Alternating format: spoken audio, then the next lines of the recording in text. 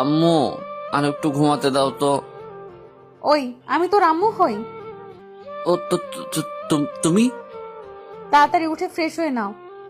যা শালা, তুই থেকে তুমি? এখন থেকে তোকে তুমি করেই বলবো। সত্যি আপু? এই আপু বললি কেন? তো কি বলবো বউ? না, নাম ধরে ডাকবা। কথাটা বলেই ও চলে যেতে লাগলো। আপু শুনো, থুক্কু, রিয়া, বলো। বলছি যে তার মানে তুমিও আমাকে সামথিং সামথিং? জি না, আমি আপনাকে কোনো দিনও না।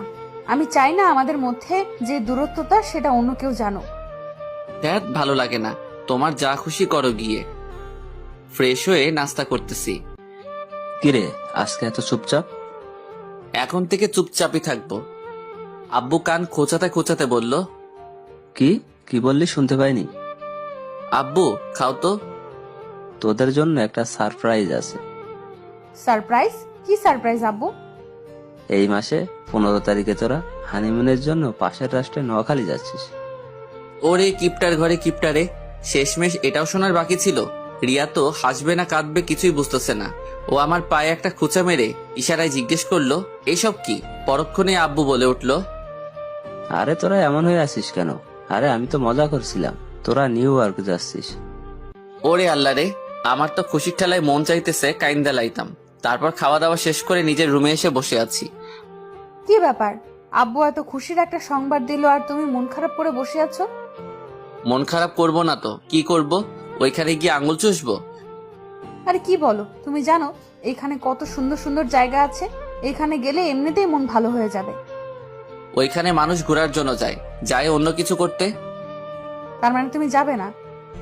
না, যাব না। তাহলে আমি আম্মুর কাছে গিয়ে বলতেছি। যাও যাও। কিছুক্ষণ পর আম্মু এসে, কি রে সাদ, তুই নাকি রিয়াকে নিয়ে হানিমুনে যেতে চাচ্ছিস না? আম্মু, আপনার ছেলে আমাকে একটু ভালোবাসে না, আমাকে শুধু দূরে ঠেলে দেয়। ওরে আল্লাহ রে, আমার এক বোতল হারপিক দে, খাইয়া ময়রা চাই। রিয়া, তুমি এসব কি বলতেছো? আম্মু শুধু এতটুকুই না, আমি ওর কাছে যেতে চাইলেই শুধু আমাকে বকা দেয়। বইলাই সে কি কান্না রে ভাই। ওয়া ওয়া, আমিও দুঃখের ঠেলায় অক্ষরে কাইন্দা লাইছি। ওরে এত আবেগ ক্যারে, ক্যারে এত আবেগ। দেখ সাদ, আর দ্বিতীয়বার যেন ওর মুখে এসব কথা শুনতে না হয়। তারপর আম্মু চলে গেল। রিয়া মুচকি এসে, কি ব্যাপার, কেমন দিলাম? আমি কিছু না বলে বাইরে চলে আসলাম। রাস্তায় বসে হাঁটতেছি আর ভাবতেছি, শালার বিয়ের আগেই তো কত ভালো ছিলাম। আগে জানতাম বিয়ে করলে এত প্যারা সইতে হইবে, তাইলে শালার হাঙ্গাই করতাম না। রাস্তায় হাঁটতেছি আর গান গাইতেছি, আগে যদি জানিতাম তবে বিয়ে নাহি করিতাম, এই জ্বালায়ার প্রাণে সহে না। ও এই জ্বালায়ার প্রাণে সহে না। ওহো সাদ, সাদ, সাদ রে, কিসের আশায় বিয়ে করলি রে তুই? এমন সময় রুবেলের কল। কিরে, কই তুই? বাসায়, তুই কই? বাজারের দিকে যাচ্ছি, তুই একটু আয় তো। আচ্ছা, আমি আসতেছি। তারপর রুবেলের সাথে কিছুক্ষণ আড্ডা দেওয়ার পর বাসায় ফিরলাম। দেখি রিয়া আম্মুর সাথে বসে টিভি দেখতেছে। আমিও ওদের কিছু না বলে রুমে গিয়ে শুয়ে আছি। ওরে মোর পরানের বিছানা রে, ইস, সারাটা রাত তোরে ছাড়া ছিলাম, তোরে আর দূরে সরাইয়া রাখবো না। তারপর ঘুমিয়ে পড়লাম। আবারও রিয়ার ডাকে ঘুম ভাঙলো।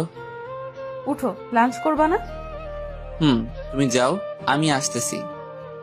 তারপর দুপুরের খাবার শেষ করে রুবেলকে কল দিলাম। কিরে, কি খবর?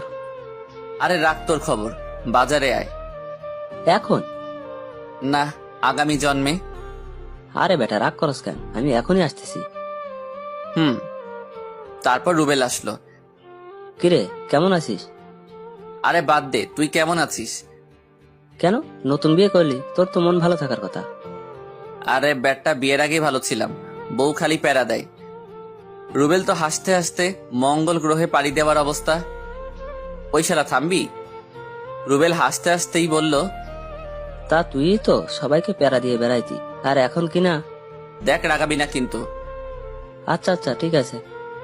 তারপর রুবেল্লার সাথে কিছুক্ষণ আড্ডা দেওয়ার পর সন্ধ্যায় বাসায় ফিরলাম।